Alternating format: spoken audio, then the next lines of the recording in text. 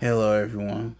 I have a update on a Philadelphia plane crash, and and I'm giving all credit to Fox 29 Philadelphia, and this here was as of 7 hours ago. Let's get into it. Update on Philadelphia plane crash. This is a laser and a blade cutting machine and an embossing tool, a drawing or penmanship master.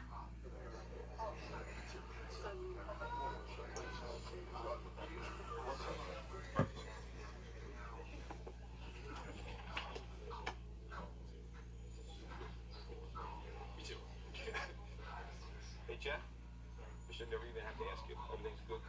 We're in. Thank you.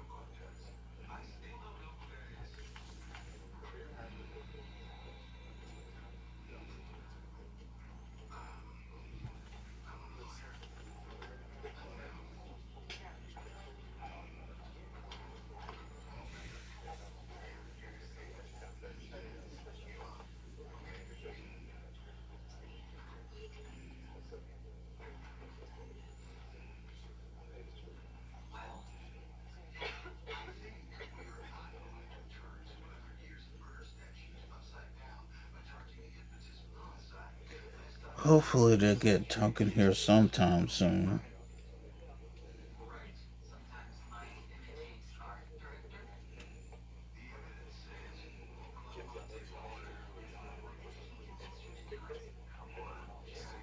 Come on, get it talking.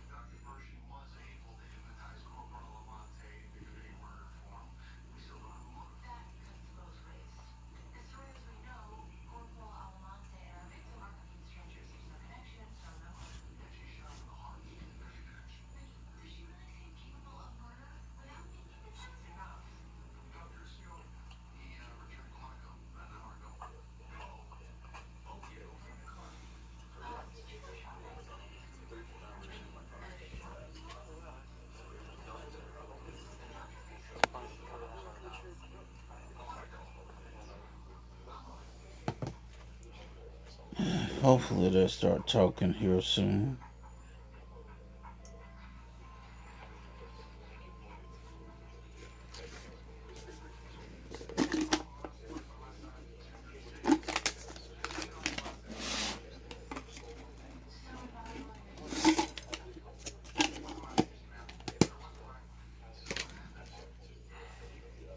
Come on, start talking, people.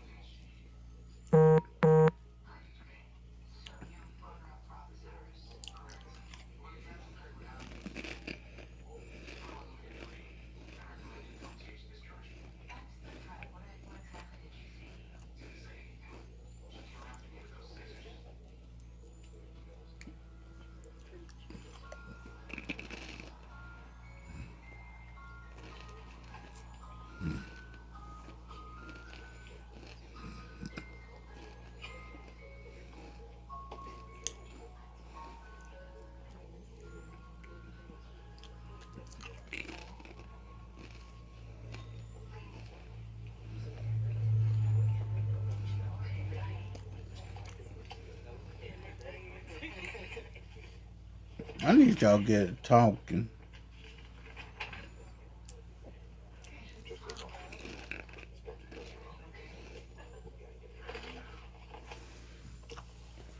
Lord Almighty.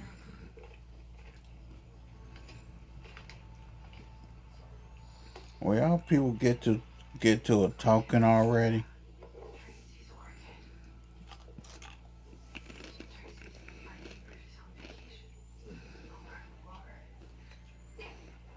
Sometime today.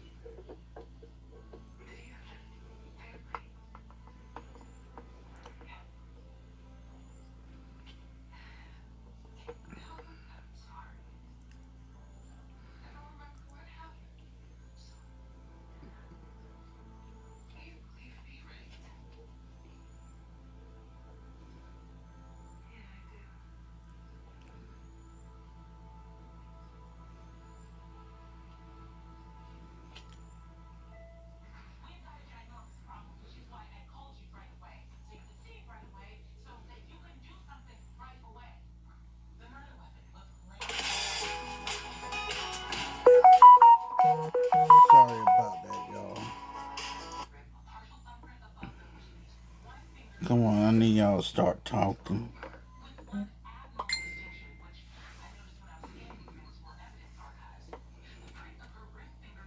Come on.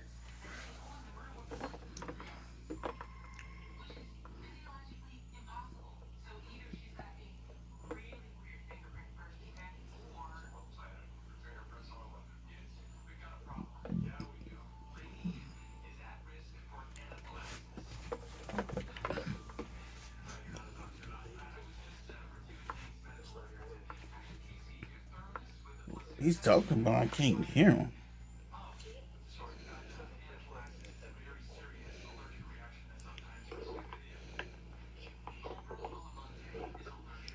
About time they start talking.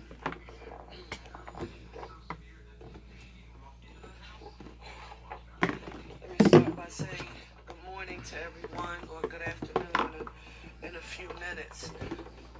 Sherelle Parker, Mayor of the City of Philadelphia. We are going to give you an update on the investigation relative to the plane crash that occurred on Cottman Avenue in Northeast Philadelphia on Friday night, as we promised that we would.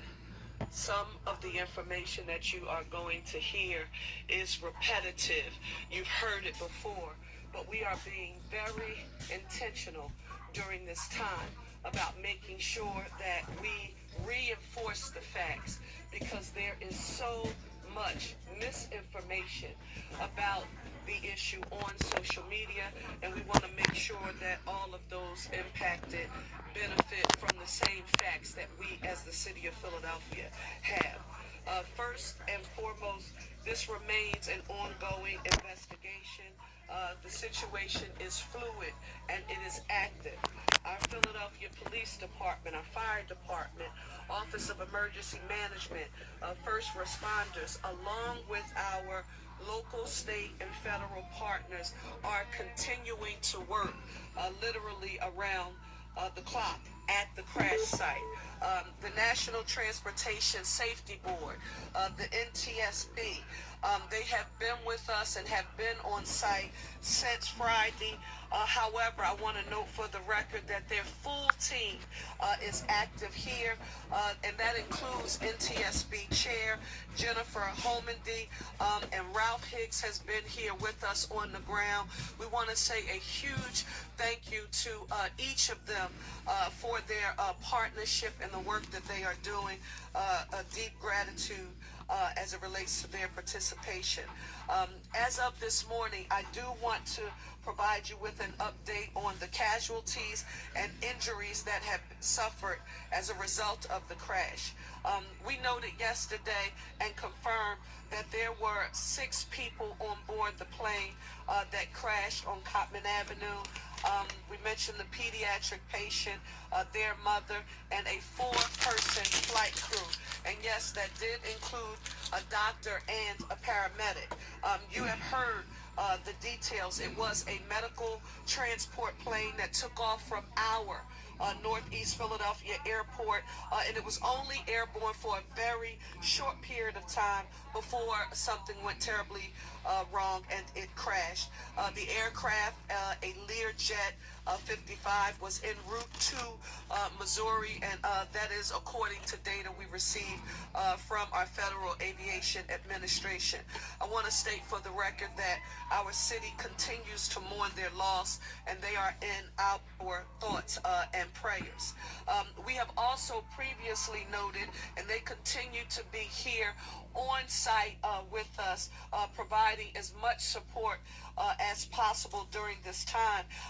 We noted that all 6 of the individuals who perished on the plane were Mexican citizens, and that the Mexican consulate, they continue to be here with us. Consul General Carlos Obrador. Consul General, thank you again so very much. And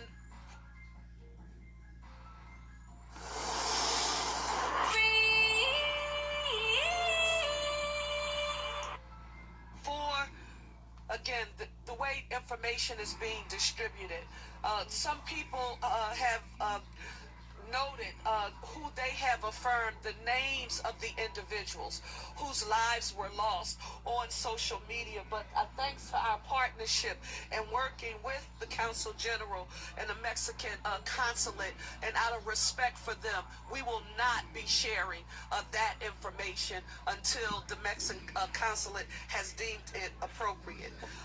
We can also confirm that there was at least one other person who perished, and that was the individual I referenced who was in the car. And there were additional victims who were injured, and they are being treated. We talked about it, nearby hospitals, but that number has now increased to 22. 5 of the victims remain hospitalized currently, and 3 of them are in critical condition. We have not, out of respect for their families and their loved ones, shared the names of any of those who have been impacted. Please continue to lift them, their families and loved ones up in prayer, and our city stands with them and every victim of this tragedy. The investigators who are at the site, they are poring over every bit of material that has been available. They are going to provide very specific updates as soon as possible. Yesterday, many of you may have witnessed the presser that was hosted by the NTSB. We want you to follow them on Twitter or X or whatever you reference it as for subsequent updates. That is the method of communication that they use to make announcements. And again, we are working and collaborating with them as closely as possible. As it relates to utilities, PICO and PGW, along with SEPTA. I know Scott Sauer is here. Thank you, Scott. But Dominic Morales, our OEM director, he's going to give us an update on where we are with our utilities as it relates to our schools. We have received a number of inquiries from parents about what will happen with our public schools tomorrow. Our school district has affirmed that there will be no school closures in the city of Philadelphia tomorrow. Students and staff will receive a note, and if there are any delays that are due to the incident, they will be excused. But there will be no school closures in the city of Philadelphia. And thus far, we have learned that no charter schools have been impacted by this issue. Local, state, and federal partners continue to work together. You heard me mention NTSB, the FAA, the Office of our Governor Josh Shapiro, Pennsylvania State Police, Pennsylvania Emergency Management, Department of Environmental Protection, our Police and Fire, OEM, our Managing Director's Office, the American Red Cross, School District of Philadelphia, and many other agencies and officials, all of our federal officials, Senators Fetterman, McCormick, all of our congressional delegation, Evans, Boyle, and Scanlon, all of our state legislators who are present. I think Dylan is around here, along with Doherty, the state rep, council member Driscoll, and state senator Picozzi, and Commissioner Dealey. Everyone is standing up together in this crisis. Further information about a meeting. Someone said, when are you going to gather in person Philadelphians who need to get real-time updates and have their questions answered by departments across the city of Philadelphia? We are working on organizing a town hall meeting for Wednesday on February the 5th at 7 p.m. Just block the time on your calendar if you can. Wednesday, February the 5th at 7 p.m. The location is to be determined. As it relates to shelter, where will you turn? A special thank you to the School District of Philadelphia.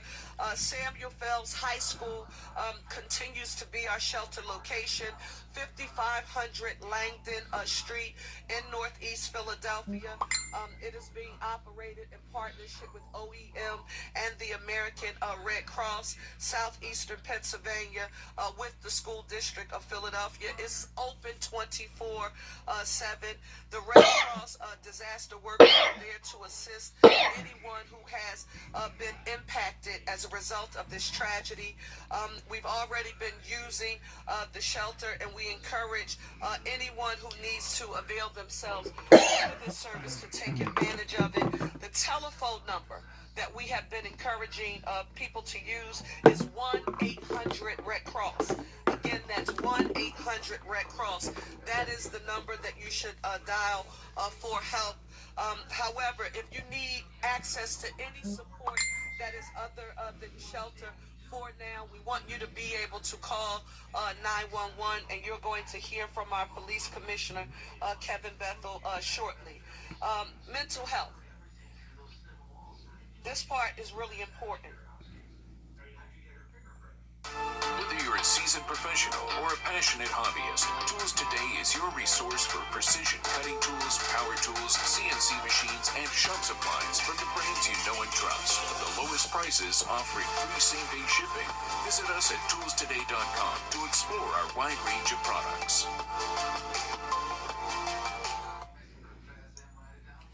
If you need assistance. We have services available through the city's Department of Behavioral Health and Intellectual Disability Services. You can call the hotline, and now you don't even have to worry about the entire number. Just dial the hotline number, which is 988. Or you can visit them online at www.dbhids.org. Hotline number 988, or visit them online at www.dbhids.org. You are going to hear from Crystal Yates Gale from our managing director's office shortly on more specific information. Next question. Still a lot of outreach regarding how can we help others who have been impacted by this tragedy. We want you to know that we are now working on ways so that your assistance can be provided in a structured and a protected manner that we know will get directly to the people who have been impacted. For now, we want to continue to ask people to not come to the site. We are working with 3 different entities now. Our hope is that by the time we have our town hall meeting on this coming Wednesday, we will have a formal structure that is, if not ready, close to being ready for you to be able to deposit supports for those who have been impacted. But for right now, we have to continue to ensure that the investigation and efforts that are currently underway at the crash site have to continue with no interruption. So we don't want anyone to drop off any food or anything else at that location.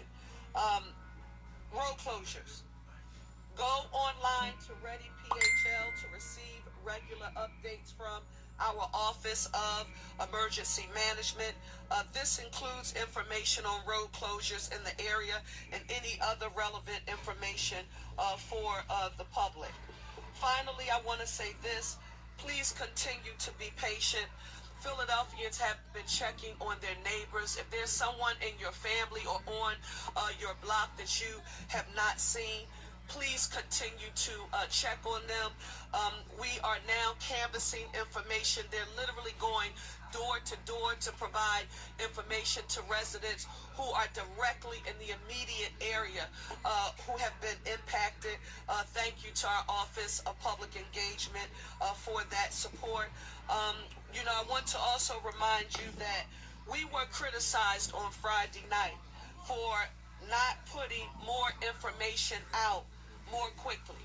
I want you to know that we, the city of Philadelphia, and I as mayor, have been very intentional about being as conservative and careful as we possibly can about making sure that we give you facts that are accurate and have been confirmed through the cross-sector collaboration that has been occurring since this started. We want to be accurate and truthful with the people of Philadelphia and our country, and we are not going to be, working very hard just to get something up on social media. That is not our role. We want to keep those who have perished or who were injured in our prayers, and we will continue to update the press and the public regularly. We want to thank you all. God bless Philadelphia. After me, you are going to hear from Managing Director Adam Teal, our Police Commissioner Kevin Bethel, OEM Director Morales, MDO Crystal Yates Gale, our Commerce Department Celine Wilson, State Rep Doherty, State Senator Pecosi, Mexican Consul General Carlos. Thank you, in that order.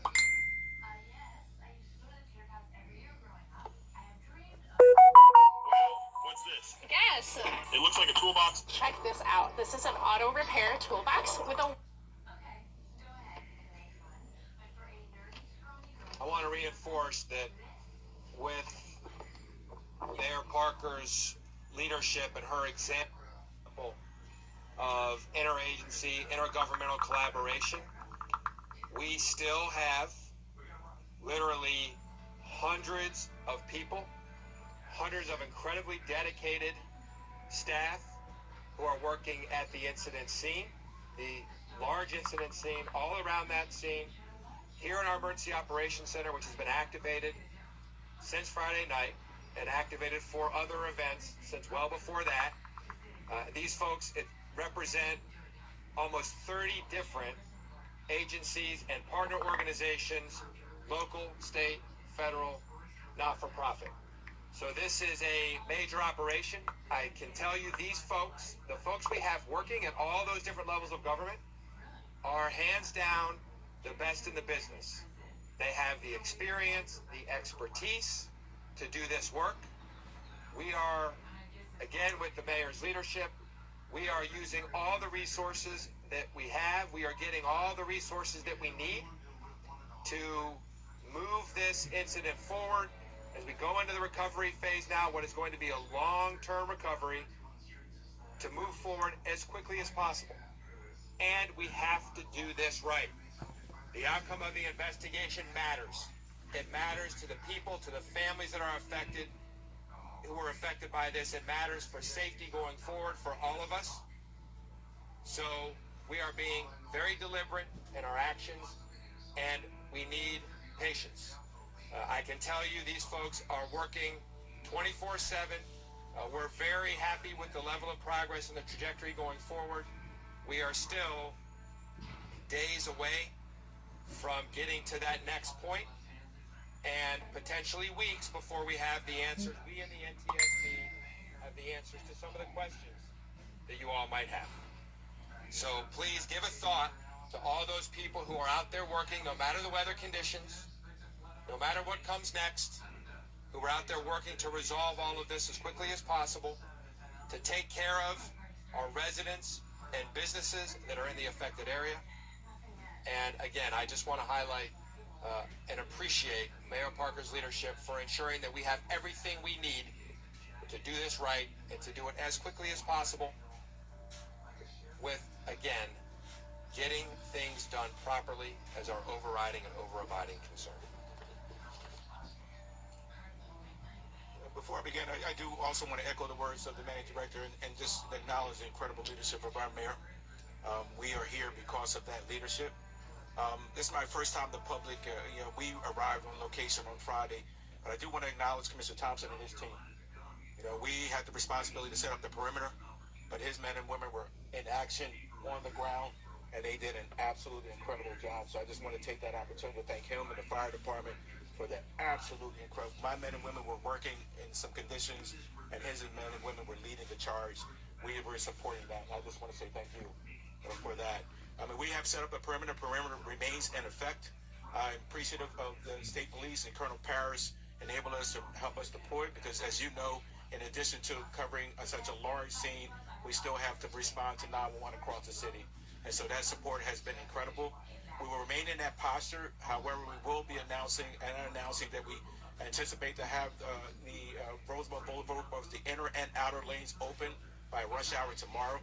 That will be a significant shift as to what our posture has been since Friday.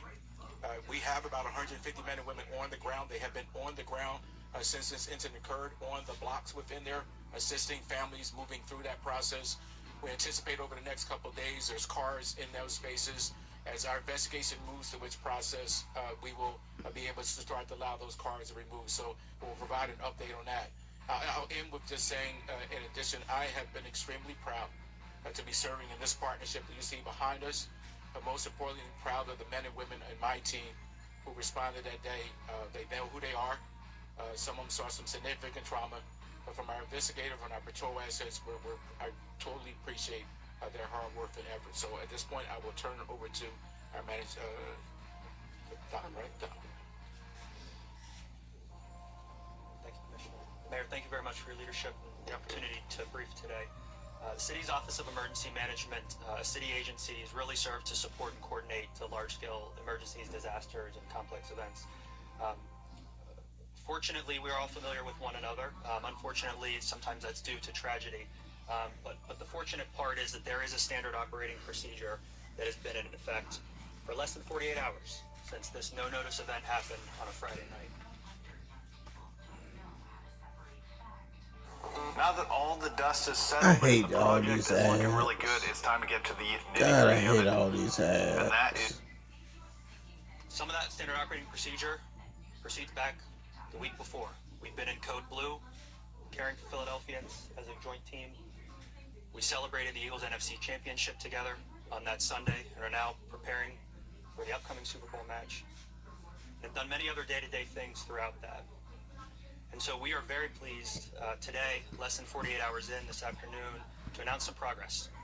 First and foremost, progress around the utilities. The utilities, PECO has reported that all of their service has been returned to that community with the exception of immediately impacted buildings. As you all know, several buildings received significant impacts, whether due to fire or other damage. All but those immediately impacted buildings have been returned. PGW reports the same. All service has been returned to that community with the exception of those immediately impacted buildings. Throughout this event, the Philadelphia Water Department did not experience any reported service disruption, and that remains the same today. And from the city street standpoint, the plan is to assess the full extent of damage once the investigation piece clears. What we already anticipate is that this will require some repair. It will require repair to lights, traffic signals, and to the roadway itself. This interagency piece, there are a lot of priorities. And sometimes when there are several priorities, you have to sort out which is the priority. And that hasn't been the case here. They have all been the priority from any perspective. And our job at OEM and the team that does this every year, every day for the Office of Emergency Management, only with the support from our partners, has been working to sequence that work with folks that we knew well before Friday and folks that we just met Friday night, Saturday, and even today as they've come from across the country to support this event. As it relates to SEPTA, there are, as we all know, detours in place. We know folks have medical appointments, folks have business they wish to do in that area. SEPTA.org is where those detours are posted. People need to plan ahead. Plan ahead for Monday. Plan ahead for Tuesday, Wednesday, Thursday, at least, just to be safe right now. We hope to continue to come with more progress and more updates in this fashion, but plan ahead because this is a significant event and long-term recovery is a formal use because it is going to be long-term when we think about all the scope of things that we need to do to return to, dare I say normal, but a sense of normal now with the tragedy that's occurred. As far as ongoing updates, two resources I want to raise up. First, the phila.gov website. There's an ongoing blog updated in real time as things change, as information becomes available. We heard about an event scheduled for Wednesday. Those things will be posted on that running blog. To complement that, we've activated a text message service. You can text one word, Recover PHL. That's RECOVER PHL to the number 888-777. Residents, businesses, visitors. If we have a resource to push, an update to share from a 10,000-foot view, we will use that source to text message that out to folks. And of course, the social media accounts for the city, primarily the Philadelphia Office of Emergency Management X account. The last thing I'd like to say is our sincere condolences to everyone involved from every aspect. I think we've learned a lot of ways that this has touched folks directly and indirectly, and we will continue to learn that over a long period of time. And to that extent, I'd like to introduce Deputy Managing Director Crystal Yates-Gale for Health and Human Services. Hello, everybody. My name is Crystal Yates-Gale. I'm the Deputy Managing Director of Health and Human Services.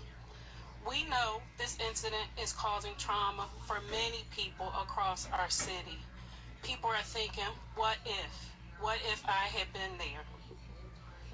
When there's a traumatic incident that impacts the community at large, we can expect the need for behavioral and mental health services to begin soon after, and to increase as time progresses.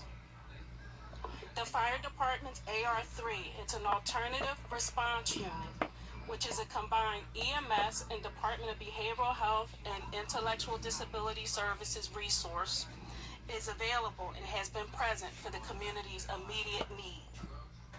The Department of Behavioral Health and Intellectual and Disability Services, other partners to include Network of Neighbors and Friends Hospital which are nearby resources that can provide additional help in the short, medium, and long term. People can call, as the mayor said, 988. That is Philadelphia's crisis line for help. Remember, 988. They will also connect you to resources if you need them. Some signs of trauma include heart racing or skipping beats, body aches, emotional swings, outbursts of anger or rage, fear, depression, anxiety, or the feeling of no energy. If you're experiencing any of these things, do not hesitate to call 988 for help. It is also important for me to note that the Health Center number 10, located at 2230 Codman Avenue, will be open tomorrow. All appointments will be kept, but we ask for your patience with any delays. Thank you.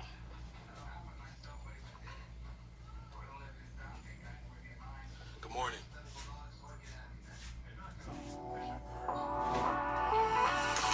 Who has seen a print method that has such traction, My name is Salim Wilson, Deputy Director of the Commerce Department, representing the Mayor's Business Action Team. Yesterday, our representatives were deployed at Ground Zero to assess the damages of the businesses operating, who were able to operate, and we provided information on available resources through the Department of Commerce and those experienced business disruption and physical damages. We recognize that many businesses in the immediate area remain closed due to the ongoing investigation. As soon as they are permitted to reopen, we will take a proactive, hands-on approach to ensure that every business affected receives the support that they need. We are mobilizing all available resources, including emergency relief programs and business navigators who will work closely with businesses and owners to address challenges, provide guidance, and facilitate problem resolution to aid in their recovery. We also work with our business development team to be on point and to connect with the larger chains in the area to make sure they also are receiving the support that they need. So if you or someone you know in business has been directly impacted, please have them reach out for assistance. They can reach the Department of Commerce at 215-683-2100 or business@phila.gov. Our representative will be on point and ready to assist. Thank you.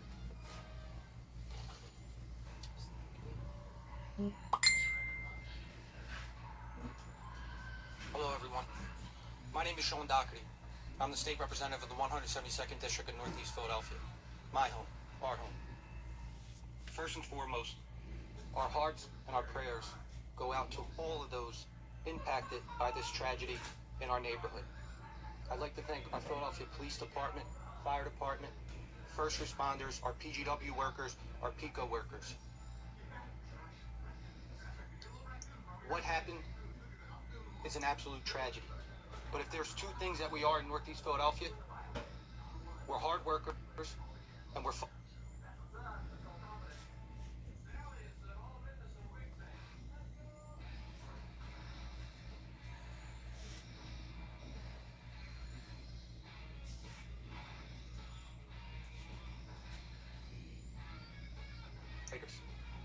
And we will work and fight to rebuild, maintain, improve, and support our neighbors.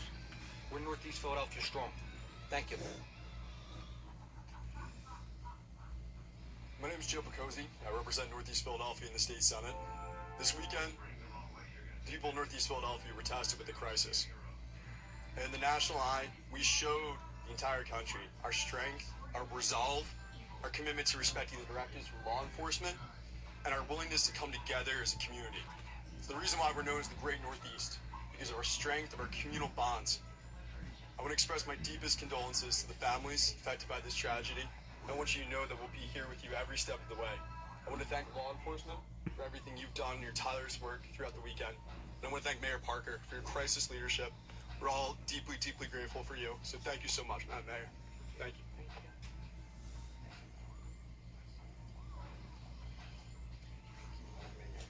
My name is Carlos Obrador. I'm the head consul of Mexico in Philadelphia. And on behalf of the government of Mexico, we are very grateful for the timely response from the city officials and the state officials first responders, and also very grateful for the great leadership of Mayor Parker and Governor Shapiro, as well as the city manager that we have been in contact very closely, as well as the director of Office of Emergency Management, the police and fire departments. Everyone is very much committed to solve this situation. And of course, we stand together with Philadelphia, with Pennsylvania, and we stand together with United States. Our condolences to all the persons and people that was affected. Thank you very much for your leadership, Madam Mayor. We want to make sure that we take a few questions.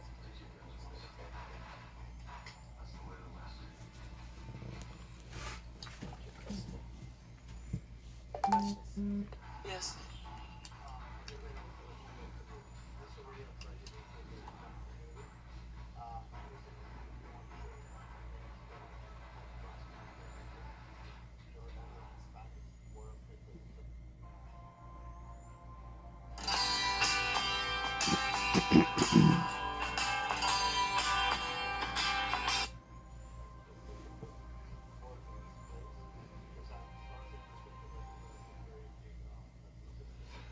We will not be disclosing any demographics about anyone who was impacted at this time, but we will make sure that we forward that information to you as soon as it is appropriate. But thank you so very much for the question.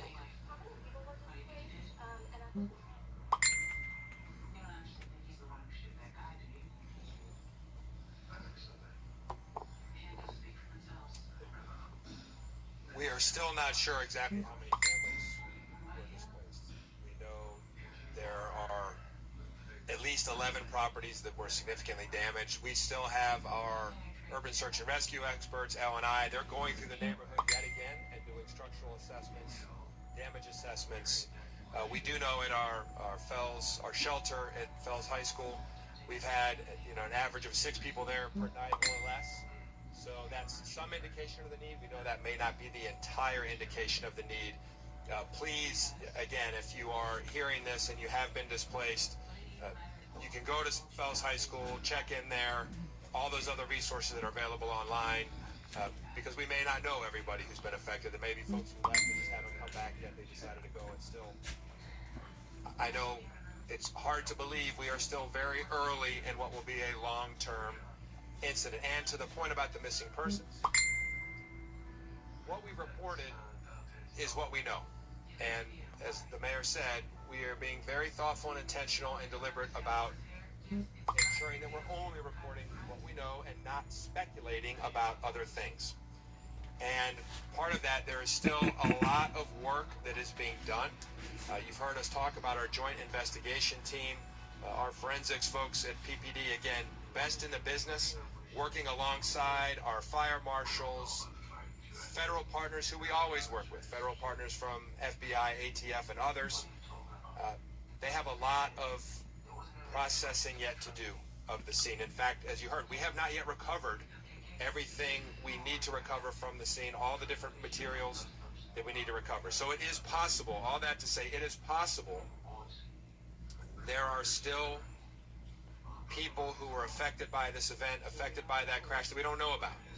So as we said yesterday and the day before, if there's somebody who you think might have been in this area and they're missing and they haven't checked in and you can't reach them or they live there, call 911. Don't be afraid to do that. And we have people who know how to handle, again, we handle these cases all the time. And that's part of the uncertainty that we're going to continue to have for days, potentially weeks, about who might have been in that area that we don't know about, who might have been affected by this tragedy.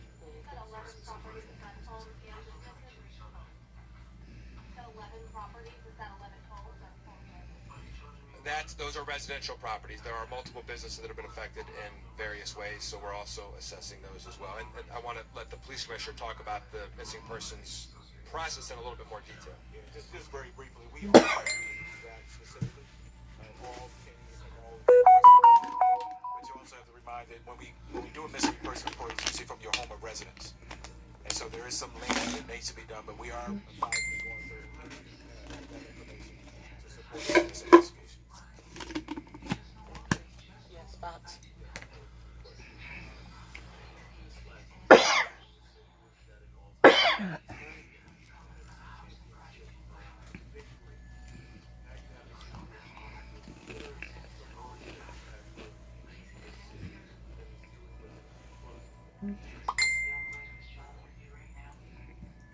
It's really interesting. Enduring very difficult times when my grandmother was alive, and even until today. It's in times of crisis that you should remember who you are, and we have to remember what defines Philadelphia. We are a strong people, a resilient people who clearly understand how and why it's so important that we take care of each other. Prayer for our city. You heard me say it yesterday. I am a praying mayor, but together, as a community, as a city, as a village, there is nothing that we can't overcome together. And that's why it's so important. I want to, because I've gotten a lot of calls and communications from people about misinformation being, disseminated on social media, and us not being able to control what is being said about what is happening. That's why we're being so intentional about where we are right now. Just be patient with us. We're going to communicate to you what we know and when we know it. And when our cross-sector collaboration has affirmed it, we will share it.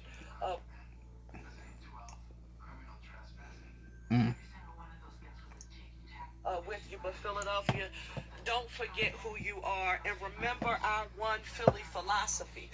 People would often say to me, well, and I was out and someone said, well, that's the mayor's, that's the mayor's slogan. One Philly, a united city is not a slogan. One Philly, a united city is a vision. It's a path forward. It's a strategy for how we can function as a city. And you've seen it at work here since this crisis unfolded. And we will get through this moment.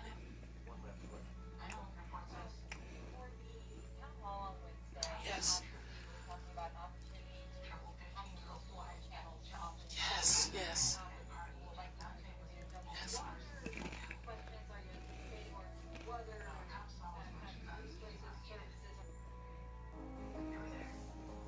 Whether you're a hobbyist, business owner, or full-time maker, Tools Today is the... Well, the great thing is that you heard Deputy Managing Director Crystal speak about the mental and behavioral health services and supports.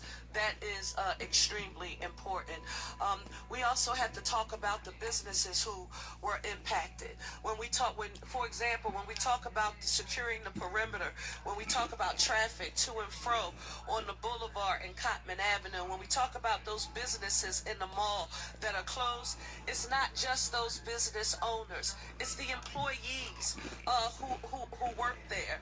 It's direct impacts and indirect impacts. And so the Commerce Department, all of the state resources. I mean, right now, this is an emergency here, a tragedy here in the city of Philadelphia, and we have to quantify it to see, if any additional resources are needed to help us at this moment. Our finance department and budget offices, they're now okay, we're going to end it right here. Trying